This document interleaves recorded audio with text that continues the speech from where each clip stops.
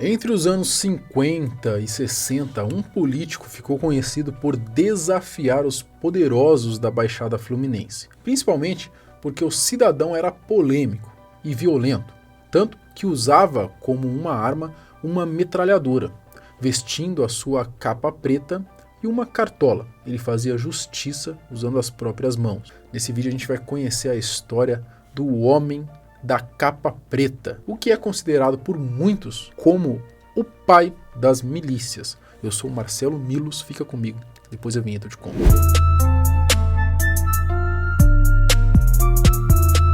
Os justiceiros são famosos e muitas vezes aclamados pela sociedade, não é? Apesar de muitos terem vindo, da região norte, nordeste, a gente já contou bastante histórias aqui, a grande maioria é de lá, A cidade maravilhosa também teve um famoso justiceiro para poder chamar de seu. E olha, parafraseando os cariocas, o maluco era casca grossa. Nosso protagonista se chamava Natalício Tenório Cavalcante de Albuquerque. Ele nasceu no ano de 1906, na cidade de Palmeira dos Índios, lá em Alagoas. Então, mesmo a história se passando no Rio, tem um pezinho no Nordeste brasileiro. Tenório ele veio de uma família de coronel. Naquela época, eles já tomavam conta de tudo nessas áreas mais distantes das cidades urbanas aí de todo o país, o que inclui principalmente o Nordeste. Quando ainda era criança, com uns 12 anos, o pai de Tenório faleceu.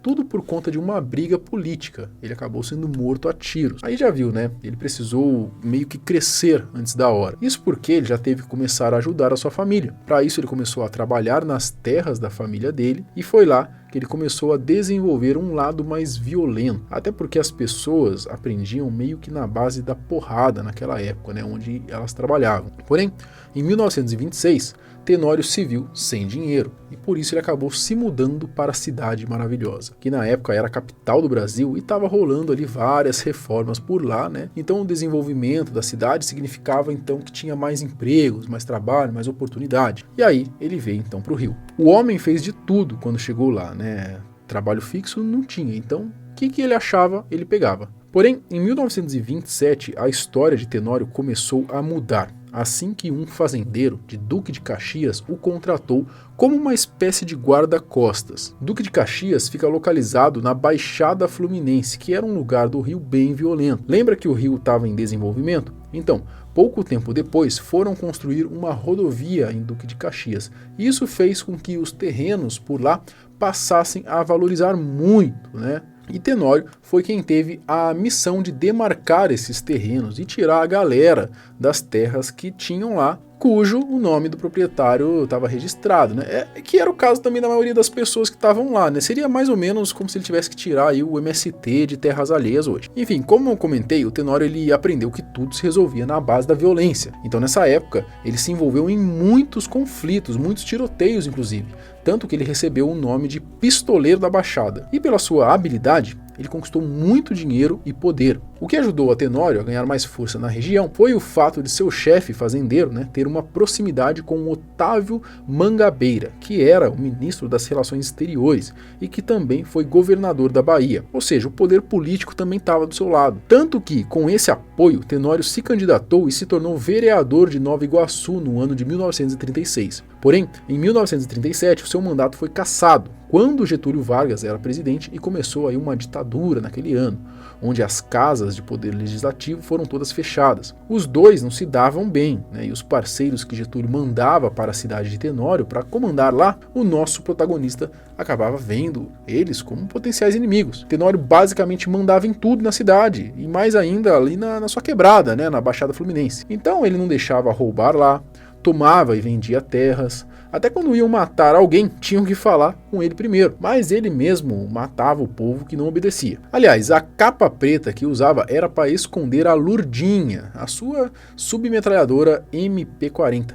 A Lurdinha me lembrou até a Lucille, do The Walking Dead, o bastão do Negan, é Lucille, não é Lurdinha. Mas eu acho que se bobear o Negan, essa história do Negan dar nome pra arma dele, eu acho que ele tirou daí, certo, Acho que foi inspiração. Tá sabendo legal. Esse tipo de arma que ele usava, essa submetralhadora, era usada por soldados nazistas durante a Segunda Guerra Mundial. E ele tinha ganhado a dele, Foi um presente do general Góes Monteiro. Em 1953, um delegado foi morto, o delegado Albino Imparato. Ele foi metralhado e comprovaram que Tenório tinha participação no crime. Fizeram um cerco nas duas casas dele.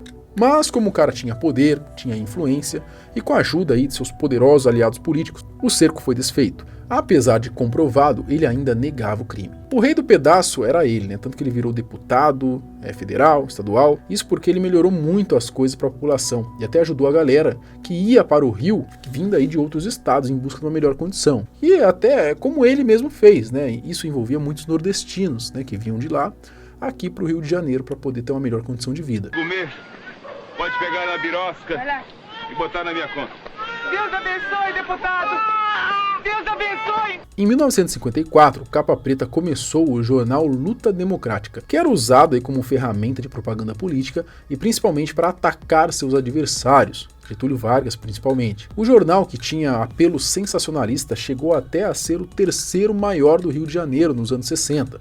Mas uma hora tudo acaba, né? Em 1960 e 62, Tenório Cavalcante se candidatou a governador da Guanabara e do estado do Rio de Janeiro. Ele perdeu as duas vezes, uma para Carlos Lacerda e outras para Badir da Silveira.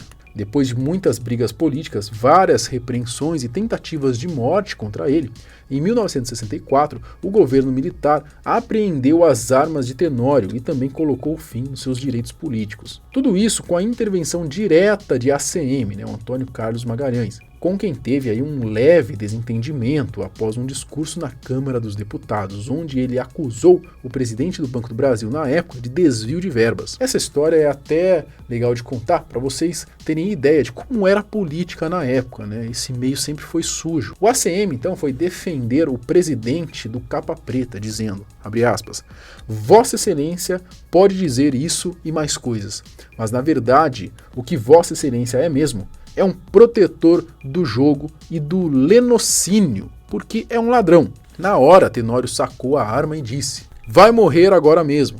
É mole. Alguns dos caras da Câmara Federal foram ali tentar impedir a tragédia, né? E outros acabaram fugindo. De acordo com o que diz a história, o ACM acabou até se mijando sem querer. Mas mesmo assim, ele ainda ficava lá, parado, falando pro Tenório atirar. No final, acho que ele se deu por satisfeito mesmo com o jeito que o ACM estava, né? Tanto que ele deu risada, guardou a arma e ainda debochou, né? Dizendo que só matava homem. Tenório Cavalcante foi considerado um dos políticos mais temidos do Rio de Janeiro e dá para entender o porquê, né? A população o considera o pai das milícias. Lembram que Getúlio e Tenório tinham uma treta? Então, dizem que Getúlio mandou um delegado para matar Tenório em Duque de Caxias, mas não rolou. E quem apareceu morto poucos dias depois foi o tal do delegado. Tenório disse que não foi ele, e até foi preso e solto depois, mas fica a dúvida. E não teria sido só o Getúlio não que tentou acabar com a vida dele. O cara não tinha nem 40 anos e 50 vezes já tinham tentado a proeza, mas todas aí sem sucesso. Após a sua morte na política, ele passou a viver em uma área, um subúrbio afastado aí de Caxias, cercado pelo povo que ele sempre defendeu. Apesar de ter sobrevivido a todas as tentativas de matá-lo, Tenório acabou morrendo em 1987 com 80 anos de pneumonia. Sua história rendeu um livro escrito por uma de suas filhas, Sandra Cavalcante, em 1986, chamado de Tenório, Meu Pai. A sua vida serviu de inspiração para o filme O Homem da Capa Preta, no ano de 1986, e ganhou até prêmio como melhor filme, melhor música, melhor ator e melhor atriz no Festival de Gramado de 1986. Mas aí, você conhecia a história do Capa Preta, do Homem da Capa Preta? Você já viu o filme dele? Comenta aqui embaixo, eu quero saber a sua opinião. Muito obrigado a você que assistiu o vídeo até aqui. Até o próximo. Tchau.